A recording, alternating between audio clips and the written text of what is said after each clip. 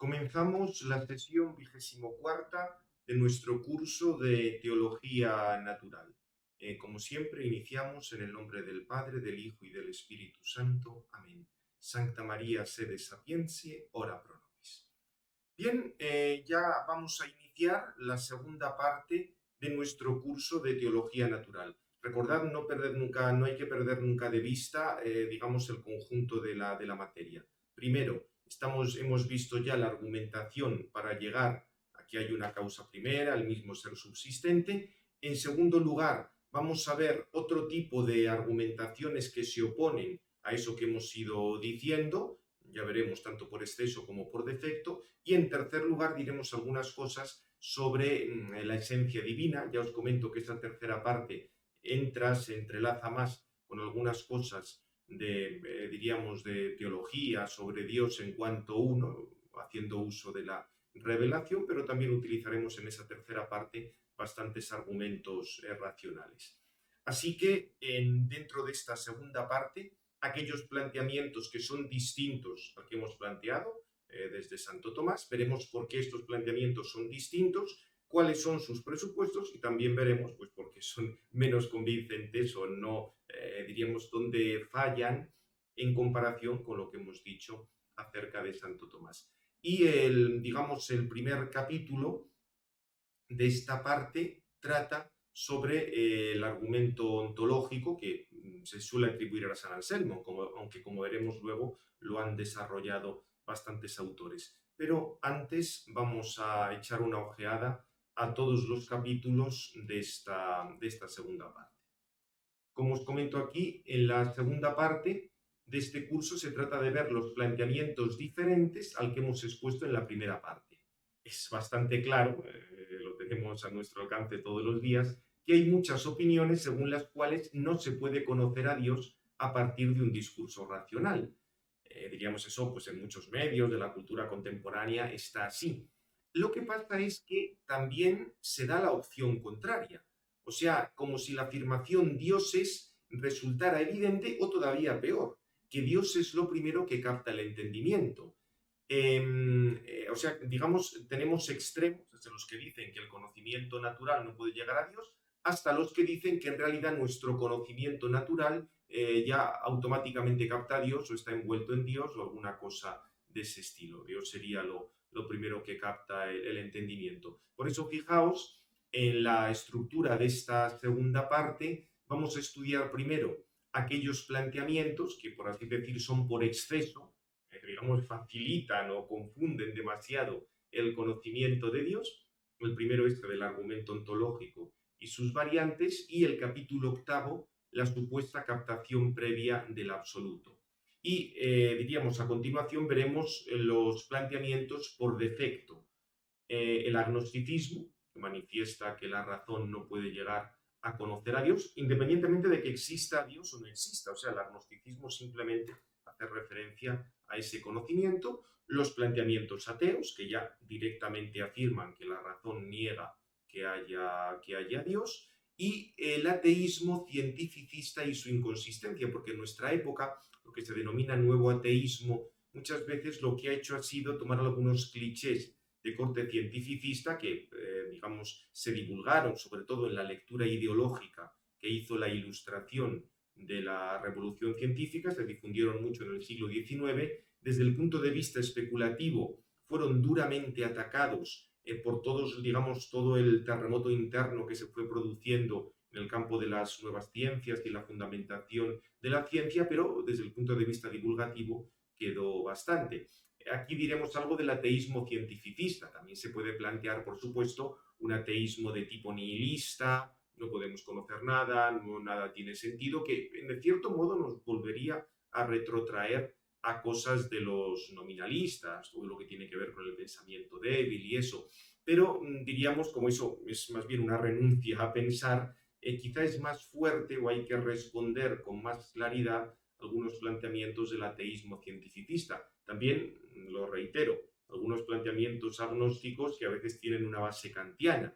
De hecho, es cierto que el cientificismo en nuestros días no es tan directamente kantiano, es otra cosa, pero como vais a ver, estos tres capítulos van a estar muy relacionados. Aquí ya os indico que nos vamos a detener de manera especial en los capítulos 8 y 11, es decir, el tema de esa supuesta captación previa del absoluto, donde volveremos a tratar aquello que ya apunté cuando estábamos haciendo el contexto metafísico de la demostración de la existencia de Dios, de la imposibilidad de un absoluto que tenga partes, y un infinito absoluto con partes, y una totalidad absoluta, todos los problemas que eso tiene, porque en realidad eso, digamos, salía en algunos de los que no querían aceptar una argumentación como la de Santo Tomás, pero es que vuelve a aparecer de otra manera diversa, en otro contexto diverso, en aquellos que dicen que lo primero que captamos sería el absoluto, porque ahí hay una confusión entre el ser en general y el ser absoluto.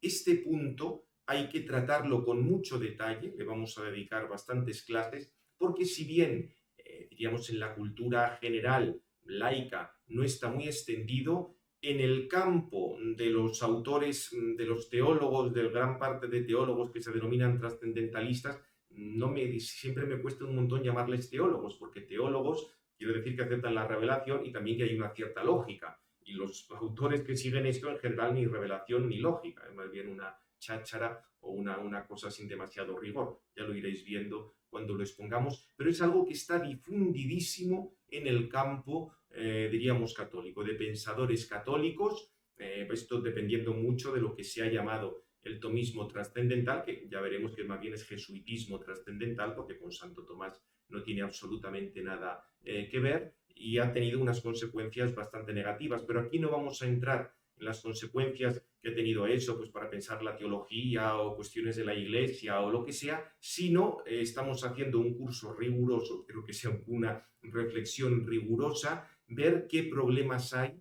de esa supuesta captación previa del absoluto, que sería como una derivación o un paso más en el tema del argumento ontológico. O sea que este punto tendremos que profundizar bastante. Ya digo, en Santo Tomás lo aborda, y lo aborda con una sencillez enorme, para no era una cosa absurda de pensar que lo primero que captamos es a Dios. O sea, lo que pasa es que como esto se ha difundido mucho, habrá que ver algunos autores, ver qué argumentos hacen, ver cómo se les puede contestar, porque ya digo, eso está bastante extendido. Y luego el capítulo 11, porque ya os digo que muchos autores del nuevo ateísmo, pensad por ejemplo Dawkins, el ateo mayor del reino en Inglaterra, que siempre está haciendo ese alarde del ateísmo basado en la ciencia, en realidad es un cientificismo. Y aquí habría que precisar bastantes cosas en torno a las limitaciones de la misma ciencia, pero que establece la misma ciencia. En esto habrá que recordar pues bastantes cuestiones de fundamentación. Los que veis, hicisteis el curso de filosofía de la naturaleza y de la ciencia, cosas que vimos de los teoremas de Gödel, de las limitaciones del método científico, las limitaciones del método hipotético deductivo, son cosas que volverán a salir. De hecho, utilizaré bastantes materiales de los que ya empleamos, pero ahora con una orientación distinta. Ahora se trata de ver cómo ese cientificismo no es científico, o que pretender una razón absoluta no es razonable. O sea que por eso, diríamos, los capítulos más densos van a ser el 8 y el 11. Ya digo que es un poco en los que dedicaremos más tiempo, porque son cosas que hoy ocupan más, digamos, sobre las que se habla más.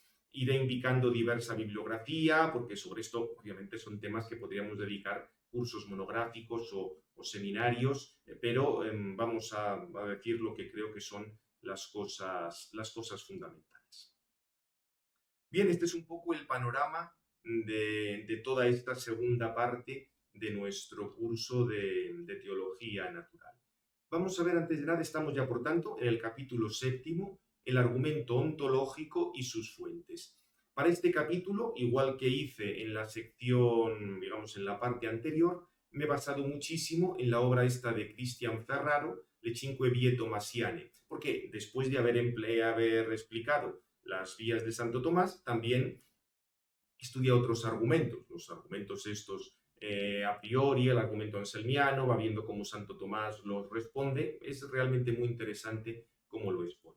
Y por supuesto el manual de Ángel Luis González, trata este tema del argumento ontológico. Fijaos que él, como ya os dije, sigue ese, digamos, ese orden más o menos clásico de ver primero agnosticismos, ateísmos, argumento ontológico y luego hablar de las vías de Santo Tomás. En realidad, esto sí tiene cierta base, tal como está el orden de la suma, porque todo lo de las vías está en la cuestión segunda, artículo tercero, y en los dos primeros artículos, el artículo primero y el segundo de esa cuestión segunda, Santo Tomás se pregunta si, diríamos, hace falta demostrar la existencia de Dios, etc. O sea, que trata ahí algunas de estas cuestiones, habla ahí del argumento ontológico, aunque habla en más lugares del argumento ontológico. O sea, por eso Ángel Luis González sigue ese orden. Tiene algunas cosas interesantes, o sea, que puede merecer la pena leer de la 67 a la 92 del manual. Y de hecho, cuando describo pues aquí cosas de Leibniz o de Pascal o de Hegel, he utilizado textos que están en el manual, o sea que, ya digo, puede merecer la pena pues para profundizar un poco, también tenéis ahí más bibliografía. Y también en concreto, para la formalización de la argumentación gödeliana, que también Gödel, curiosamente, planteó una lectura del argumento ontológico. Es una cosa realmente curiosa, aunque permaneció oculta durante mucho tiempo, pues por toda una serie de cosas que ya hablaremos, de cómo se fueron publicando las obras de Gödel, lo tenía casi oculto, y luego después algunos lógicos que él conocía ya lo publicaron póstumamente, incluso con algunos arreglos para que, diríamos, para que la cosa cuadrara mejor. Y curiosamente, incluso, esta es una de las cosas gödelianas, digamos, su demostración ontológica de la existencia de Dios, que se pudo verificar informáticamente. Al fin y al cabo, una argumentación, si es racional, es una serie de instrucciones, es digamos, una serie de proposiciones que están entrelazadas y tú informáticamente puedes verificar si la cosa cuadra o no. Evidentemente, la verdad o no del asunto dependerá siempre de cuáles son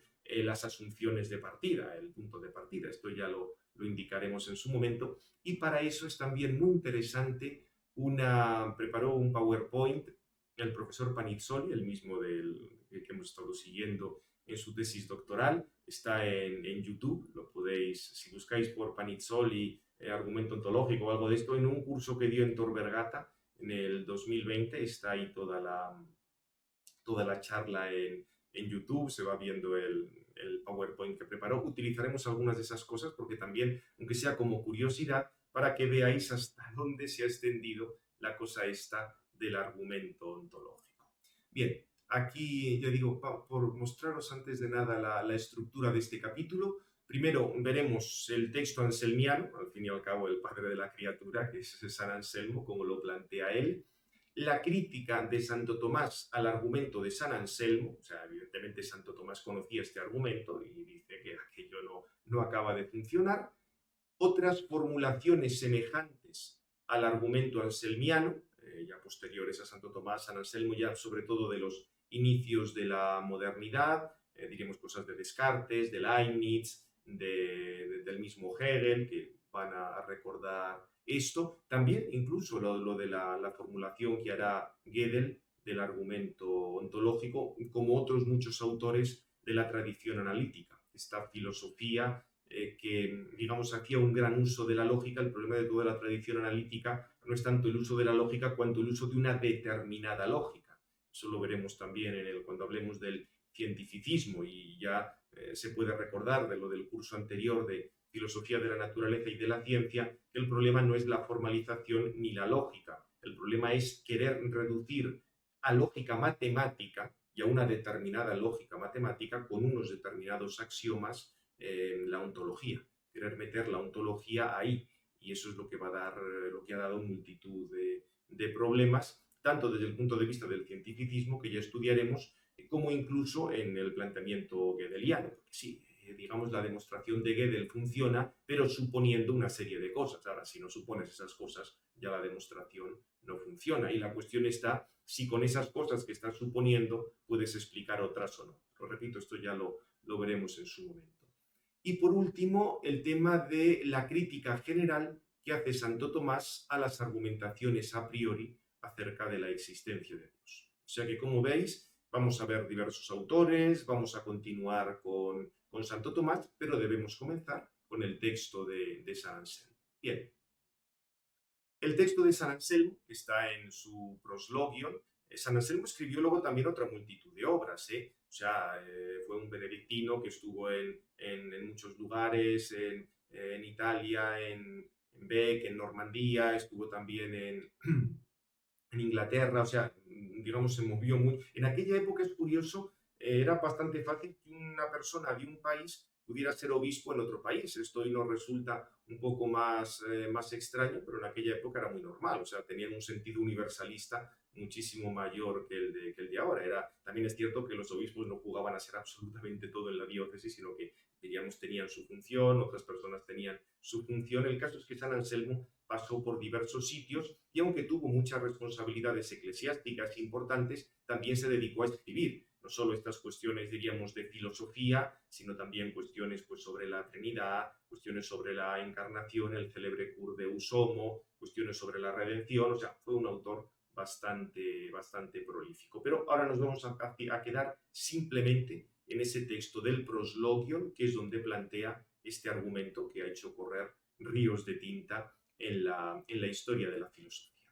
Vamos, lo tenemos aquí y como voy a seguir un poco la misma técnica, o sea, esto está tomado del libro de Ferraro, que hace muy bien, o sea, lo expone muy bien, porque pone el texto tal cual y va, digamos, introduciendo como unos epígrafes para explicar un poco el sentido del texto, con lo cual siempre estamos en el texto de San Anselmo. Ante todo, recordad que ya desde el principio este argumento se presenta como en un ambiente de oración.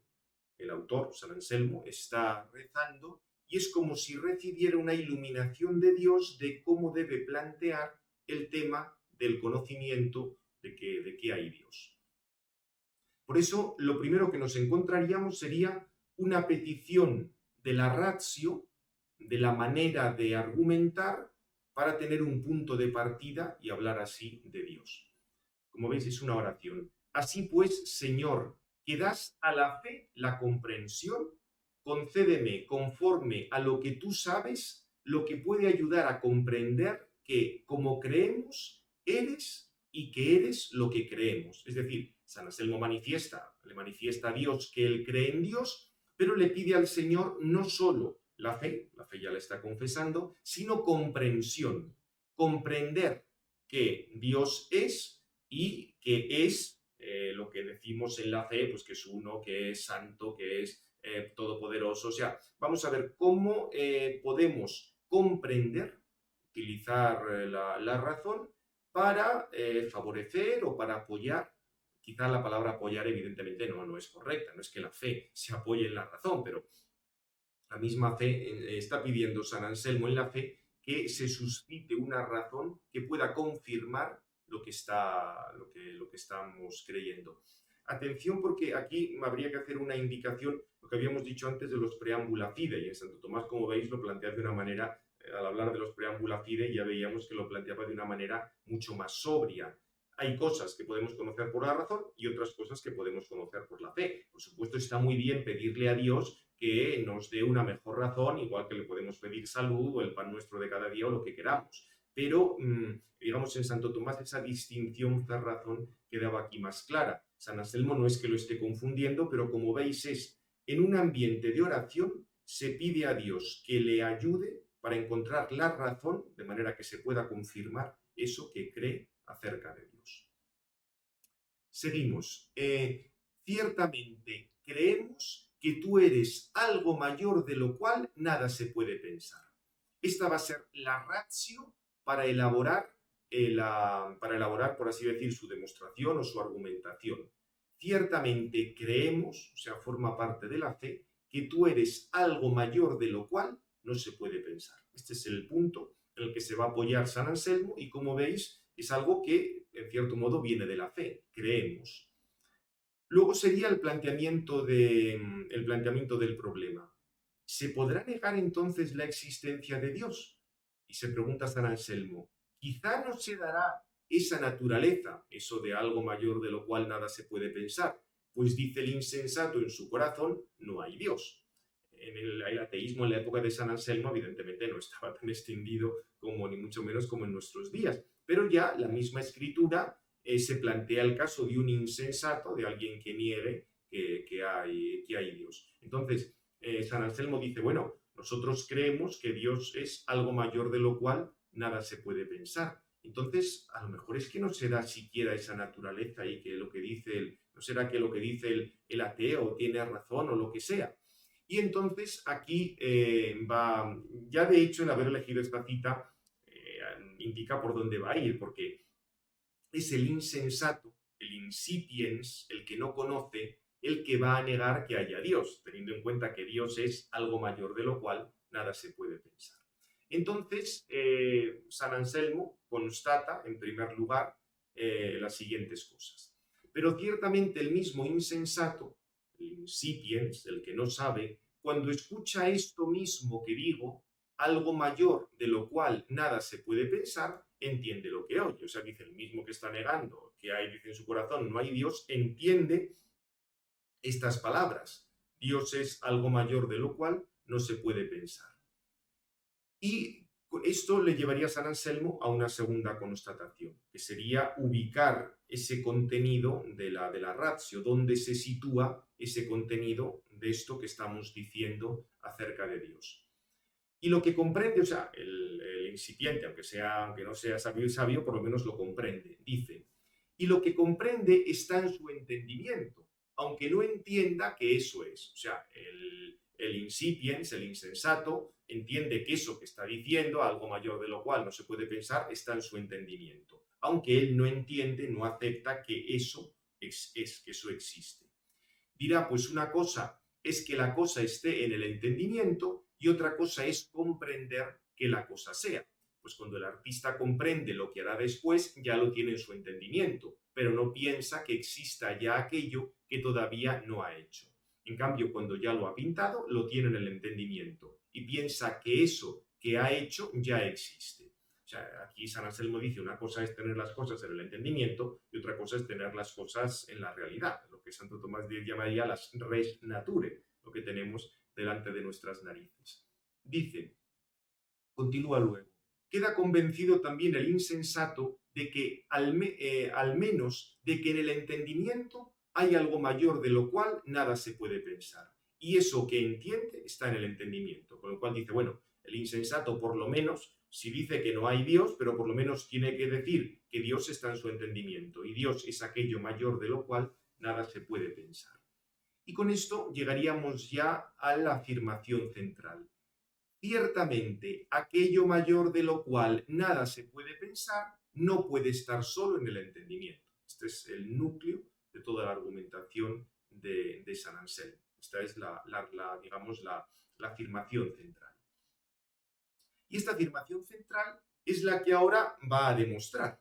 Dice lo siguiente, pues si estuviera solo en el entendimiento, se podría pensar que estuviera también en la realidad, lo cual sería mayor. Luego, si aquello mayor de lo cual nada se puede pensar está solo en el entendimiento, eso mismo mayor de lo cual nada se puede pensar sería algo respecto a lo cual se puede pensar algo mayor. Pero ciertamente eso no puede ser. Es decir, si el incipiente dice, el insensato dice, bueno, yo tengo a Dios en mi entendimiento, Dios es algo mayor de lo cual nada se puede pensar. Pero si eso existiera en la realidad, ya sería más que lo que tengo en mi entendimiento, porque es más lo que está en la realidad y en el entendimiento que lo que está solo en el entendimiento. Por lo cual, si se dice aquello mayor de lo cual nada se puede pensar, tiene que estar no solo en el entendimiento, sino también en la realidad. Esto es lo que viene a decir San Anselmo. La conclusión, luego, aquello mayor de lo cual nada se puede pensar, existe sin duda en el entendimiento y en la realidad. Sería esto un poco la conclusión a la que llega San Anselmo. Creo que es interesante, y en esto hay que alabar mucho a Ferraro, que haya puesto tal cual el texto y la explicación sobre el mismo texto. Ante todo, vamos a hacer ahora una serie digamos, de advertencias o de notas tomadas también de Ferraro. Es interesante que la ratio de la argumentación proviene de un momento de oración. O sea, sería casi como una iluminación divina lo que le ha llevado a San Anselmo a, digamos, concluir o a preparar toda esta demostración. Es como si dijéramos que el resultado de la oración ha sido recibir como una revelación de que Dios es aquello mayor de lo cual nada se puede pensar. Que, como veis, esa ratio, ese modo de plantear lo que es Dios, es el núcleo de la argumentación. En los apuntes, por no decir siempre aquello mayor de lo cual nada se puede pensar, lo vamos a abreviar con IQM. Id quod maius, luego se podría decir cogitar inequit, aquello mayor de lo cual nada se puede pensar. Y también notad que San Anselmo hace referencia al principio de no contradicción, porque dice que no se puede pensar a la vez que hay algo mayor de lo cual no se puede pensar, que solo existe en el entendimiento y que no existe en la realidad. Entonces ya no sería lo mayor y caeríamos en la contradicción. O sea que tenemos, por tanto, como esta revelación o esta infusión de ver a Dios como aquello mayor de lo cual no se puede pensar y el principio de no contradicción. San Anselmo, a partir de estos ingredientes, por así decir, elabora su argumentación. Y por último, respecto al texto de San Anselmo, hay que recordar que el mismo San Anselmo se hace cargo de una posible crítica, que ya le presentó el monje Gaunilón. Decía Gaunilón, sí, esto está muy bien, pero si aplicamos la lógica anselmiana, también debería existir una isla perfectísima, mejor de la cual no se puede imaginar otra. Claro, si yo pienso, esto es una isla perfectísima, pero para que sea de verdad perfectísima tiene que existir no solo en mi imaginación, sino en la realidad. Con lo cual, si yo pienso una isla perfectísima, tiene que darse una isla perfectísima. Claro, decía San Anselmo, no, esto es una cosa que no tiene sentido. San Anselmo decía que el argumento es equivocado si se aplica a cualquier otro caso que no sea el de Dios. ¿Por qué? Porque Dios es el único, aquello mayor de lo cual no se puede pensar nada. Porque en cualquier cosa, por muy perfecta que pienses una isla, siempre se podrá pensar otra isla mejor. Con lo cual, aquello mayor de lo cual no se puede pensar nada, solo se puede aplicar a Dios. De este modo se cierra, se corta un argumento como el de Gaunilón. Bien, esto es lo que viene a decir San Anselmo. Podríamos haber visto algunos otros textos de San Anselmo donde lo prepara o alguna otra cosa que dice en otro, pero digamos eso entraría más dentro de unos detalles de historia de la filosofía medieval que ahora no nos entretenemos.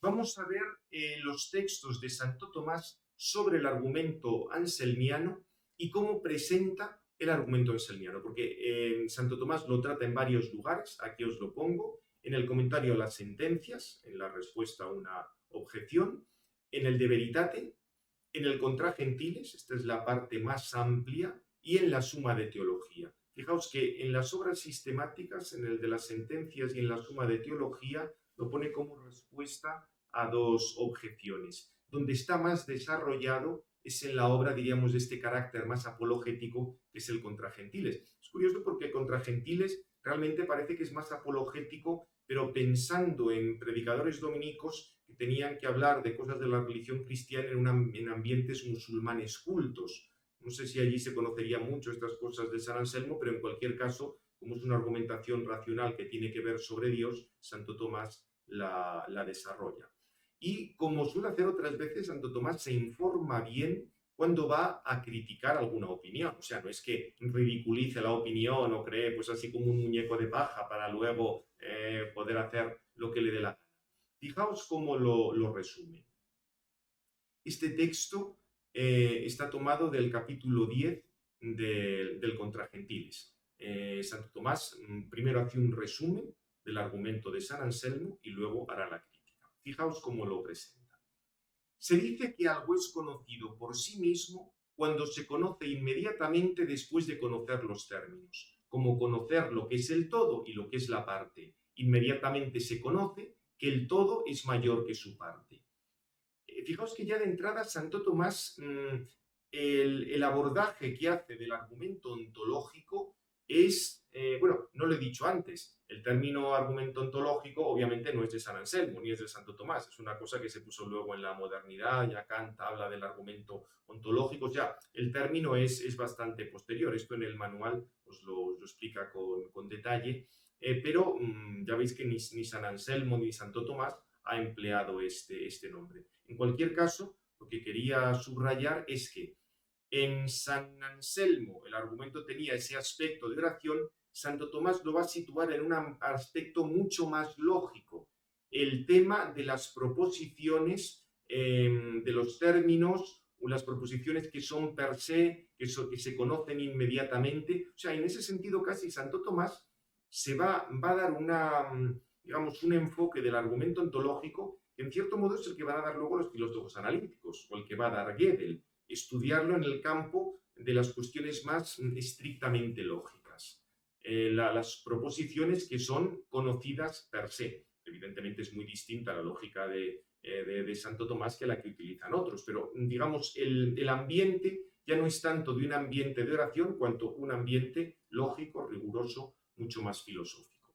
Dice Santo Tomás, algo es conocido por sí mismo, proposiciones per se note, conocidas por sí mismas, cuando se conoce inmediatamente después de conocer los términos. Como conocido lo que es el todo y lo que es la parte, inmediatamente se conoce que el todo es mayor que su parte.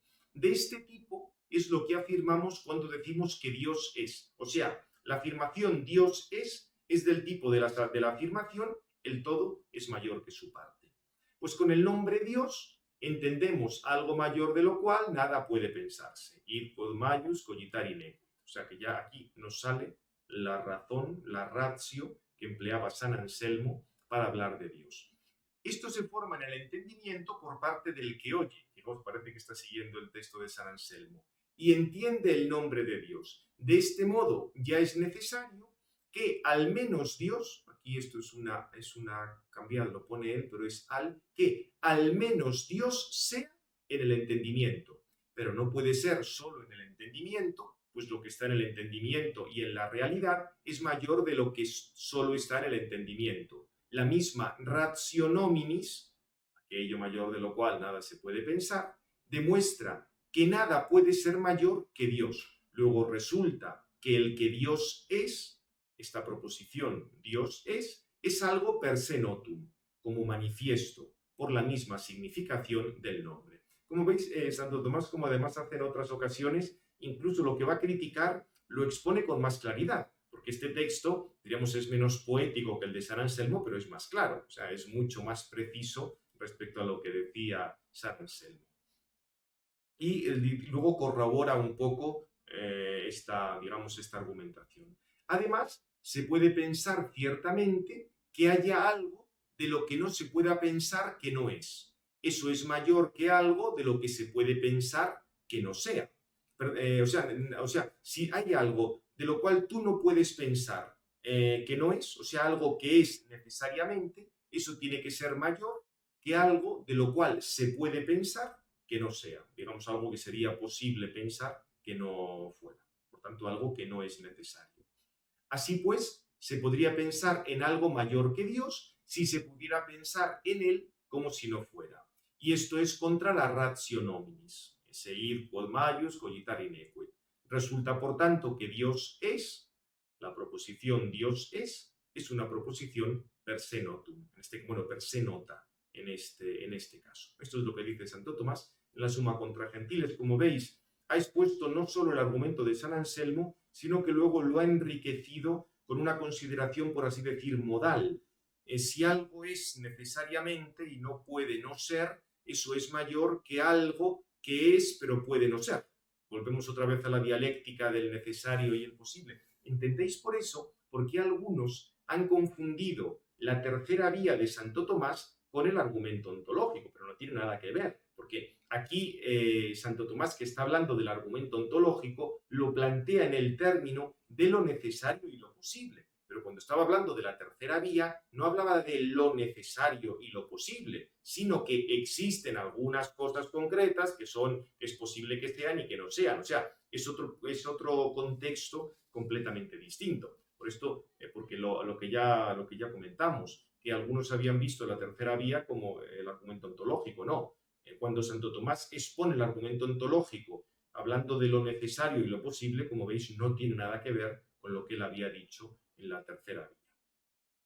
Bien, esto es un poco el resumen que da Santo Tomás. Lo que pasa es que, digamos, aquí Santo Tomás lo presenta, ahora hará la crítica. Santo Tomás no puede aceptar que se pueda deducir a priori la perseidad de la afirmación Dios es. Sí, ya dirá Santo Tomás que la proposición Dios es per se, pero eso no lo puedes saber a priori, sino eso solo llegas a posteriori, que será un poco el núcleo de la crítica de Santo Tomás que vamos a ir viendo. Ante todo, Santo Tomás encuentra dos dificultades que son las que vamos a exponer en estos apartados. La primera dificultad es el aspecto subjetivo, por así decir, de hoy lo podríamos llamar de fenomenología de las religiones o de estudio del hecho religioso. La primera cuestión es, ¿de dónde viene esa idea de que Dios es aquello mayor de lo cual no se puede pensar nada?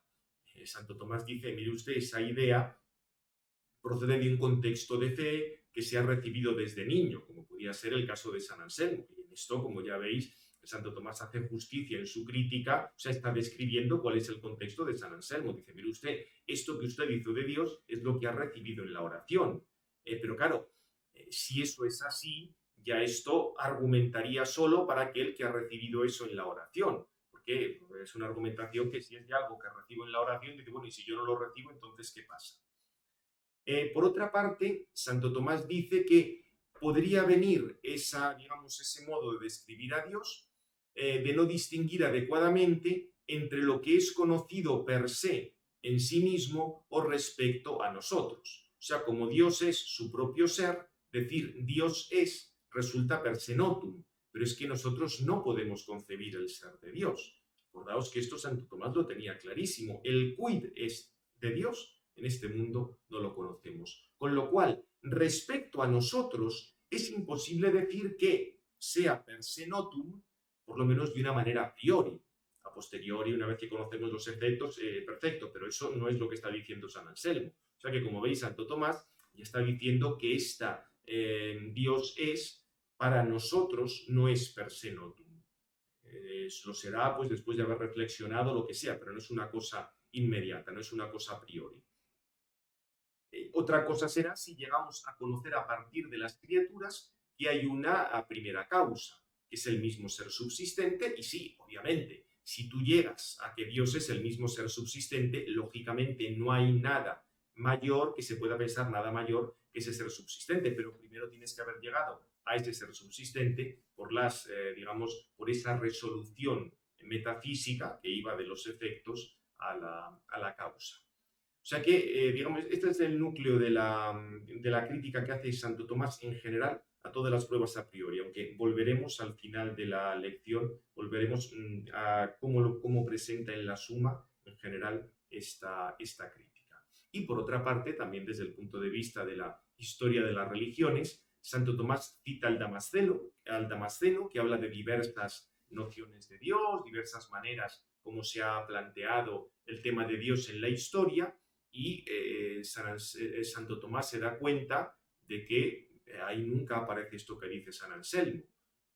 O sea, esto de que Dios es aquello mayor de lo cual nada se puede pensar, bien, habrá quien diga eso, como San Anselmo, pero muchas personas que han hablado de Dios, y el Damasceno hace en su obra como de síntesis teológica, en un sitio presenta pues las, diversas nociones o diversas afirmaciones de Dios. Acordaos aquello que dijimos, lo de relacionar el nombre Dios con ver y con la providencia, eso estaba también en San Anselmo, o cuando San Anselmo decía que hablar de Dios como un océano de ser. O sea, el Damasceno, esto no es San Anselmo, el Damasceno presentaba un poco esas maneras de hablar de Dios. Dice el Damasceno nunca habla de la que habla San Anselmo. Y por supuesto, también Santo Tomás recuerda que ha habido múltiples deformaciones que se han dado acerca de Dios. O sea, no solo en las cosas correctas que se han dicho acerca de Dios que explica el Damasceno, sino también pues la cantidad de idólatras, de gente que no ha hablado correctamente de Dios. O sea, que no todo el que piensa en Dios está pensando en aquello mayor de lo cual nada se puede pensar. O sea que, diríamos, desde el punto de vista subjetivo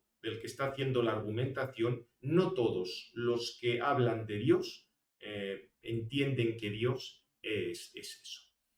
Bien, Santo Tomás luego continúa con digamos, lo que sería la crítica objetiva, la crítica central que hace al argumento anselmiano, que más o menos ya la hemos adelantado, pero es interesante verla con detalle. Pero esa la dejamos ya para la siguiente sesión. Terminamos. Gloria al Padre, al Hijo y al Espíritu Santo, como era en el principio, ahora y siempre, por los siglos de los siglos. Amén. Sagrado Corazón de Jesús, en vos confío. En nombre del Padre, del Hijo y del Espíritu Santo.